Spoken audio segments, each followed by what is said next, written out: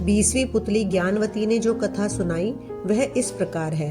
राजा विक्रमादित्य सच्चे ज्ञान के बहुत बड़े पारखी थे तथा ज्ञानियों की बहुत कदर करते थे। उन्होंने अपने दरबार में चुन चुनकर विद्वानों, पंडितों, लेखकों और कलाकारों को जगह दे रखी थी तथा उनके अनुभव और ज्ञान का भरपूर सम्मान करते थे। एक दिन वे वन में किसी कारण विचरण कर रहे थे तो उनके कानों में दो आदमियों की बातचीत का कुछ अंश पड़ा। उनकी समझ में आ गया कि उसमें से एक ज्योतिषी है। उन्होंने बेताल द्वारा दिया हुआ गायब होने का चंदन का टीका लगाया और अंतर्ध्यान हो गए। ज्योतिषी अपने दोस्त को बोला, मैंने ज्योतिष का पूरा ज्ञान अर्जित कर लिया है। अब मैं तुम्हारे भूत, वर्तमान और भविष्य के बारे में सब कुछ स्पष्ट बता सकता हूँ। दूसरा उसकी बातों में कोई रुचि न लेता हुआ बोला, तुम मेरे भूत और वर्तमान से पूरी तरह परिचित हो, इसीलिए सब कुछ बता सकते हो और अपने भविष्य के बारे में मुझे जानने की कोई इच्छा नहीं है।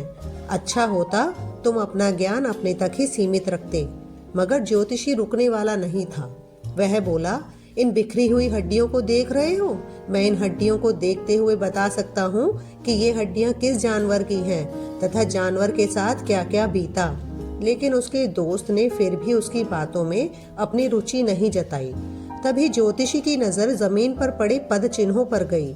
उसने कहा, ये पद चिन्ह किसी राजा के हैं और सत्यता की जांच तुम खुद कर सकते हो। ज्योतिष के अनुसार राजा के पांव में ही प्राकृतिक रूप से कमल का चिन्ह होता है, जो यहाँ स्पष्ट नजर आ रहा है। उसके दोस्त ने सोचा कि सत्यता की जांच कर ही ली जाए, अन्यथा यह ज्योतिषी बोलता ही रहेगा।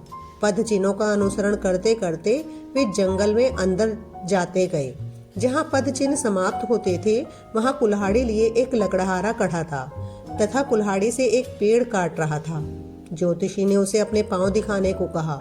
लकड़हारे ने अपने पांव दिखाए तो उसका दिमाग चकरा गया। लकड़हारे के पांव पर प्राकृतिक रूप से कमल के चिन्ह थे। ज्योतिषी ने जब उससे उसका असली परिचय पूछा तो वह लकड़हारा बोला कि उसका जन्म ही एक लकड़हारे के घर में हुआ है तथा वह कई पुश्तों से यही काम कर रहा है। ज्योतिषी सोच रहा था कि वह राजकुल का है तथा किसी परिस्थितिवश लकड़हारे का काम कर रहा है। अब उसका विश्वास अपने ज्योतिष ज्ञान से उठने लगा। उसका दोस्त उसका उपहास करने लगा तो वह चिढ़कर बोला, चलो चलकर राजा विक्रमादित्य के पांव देखते हैं।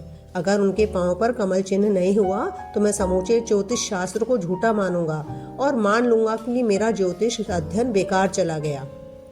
वे लकड़हारे को छोड़ उज्जैन नगरी को चल पड़े। काफी चलने के बाद राजमहल पहुंचे। राजमहल पहुंचकर उन्होंने विक्रमादित्य से मिलने की इच्छा जताई। जब विक्रम सामने आए तो उन्होंने उनसे उनका पैर दिखाने की प्रार्थना की। विक्रम का पैर देखकर ज्योतिषी सन्न रह गया। उसके पांव भी साधारण मनुष्य के पांव जैसे थे। उन पर वैसी ही आड़ी तिरछी रेखाएं थीं। कोई कमल चिन्ह नहीं था। ज्योतिषी को अपने ज्योतिष ज्ञान पर नहीं बल्कि पूरे ज्योतिष शास्त्र पर संदेह होने लगा। वह राजा से बोला, ज्योतिष शास्त्र कहता है कि कमल चिन्ह जिनके पांव में मौजूद हो वह व्यक्ति राजा होगा ही, मगर यह सरासर असत्य है। जिसके पांव पर मैंने ये चिन्ह देखे वह पुश्तैनी लकड़हारा है। दूर दूर तक उसका संबंध किसी राजघराने से नहीं है। पेट भरने के लिए जी तोड़ मेहनत करता है तथा हर सुख सुविधा से वंचित है। दूसरी ओर आप जैसा चक्रवर्ती सम्राट है, जिसके भाग्य में भोग करने वाली हर चीज है, जिसकी कीर्ति दूर दूर तक फैली हुई है। आपको राजाओं का राजा कहा जाता है, मगर आपके पांव में कोई भी ऐसा चिन्ह मौजूद नहीं है। राजा को हंसी आ गई और उन्होंने पूछा, क्या आपका विश्वास अपने ज्ञान तथा विद्या पर से उठ गया? ज्योतिषी ने जवाब दिया, बिल्कुल, मुझे अब रत्ती भर भी विश्वास नहीं रहा। उसने राजा से नम्रता पूर्वक विदा लेते हुए अपने मित्र से चलने का इशारा किया। जब वह चलने को हुआ तो राजा ने उसे रुकने को कहा। दोनों ठिठक कर रुक गए। विक्रम ने एक चाकू मंगवाया तथा पैरों के तलवों को खुरचने लगे। खुरचने पर तलवों की चमड़ी उतर गई और अंदर से कमल के चिन्ह स्पष्ट हो गए।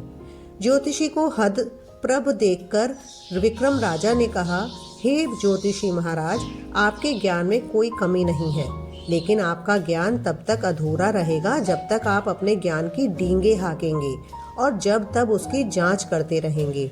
मैंने आपकी बातें सुन ली थी और मैं ही जंगल में लकड़हारे के वेश में आपसे मिला था। मैंने आपकी विद्वता की जांच करने के लिए ही अपने पांवों पर खाल चढ़ा ली थी ताकि कमल की आकृति ढक जाए। आपने जब कमल की आकृति नहीं देखी तो आपका विश्वास ही अपनी विद्या से उठ गया। यह अच्छी बात नहीं है।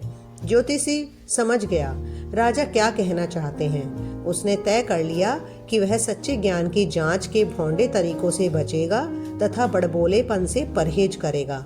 ऐसा कहकर 20वीं पुतली भी जड़ित हो गई।